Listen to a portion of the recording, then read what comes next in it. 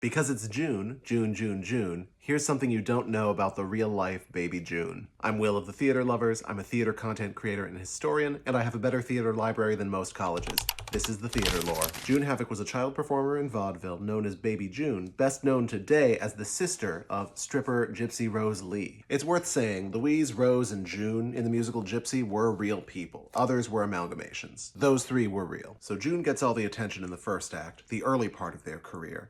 And then once she cuts ties with her family, Louise separately finds herself in this persona of Gypsy Rose Lee, a witty, powerful stripper. So while Gypsy Rose Lee is the more famous sister in the 30s, adult June is trying to build a career for herself as a grown-up. Finally, in 1940, June lands a great supporting part in the musical Pal Joey, starring Gene Kelly, and it's a huge hit, it's a smash. But one of the numbers in her breakout show is done in the style of her more famous sister. The reporter says, I interviewed Gypsy Rose Lee, and here's what it was like, and then the reporter plays Gypsy Rose Lee as a character. I don't care for either Mickey.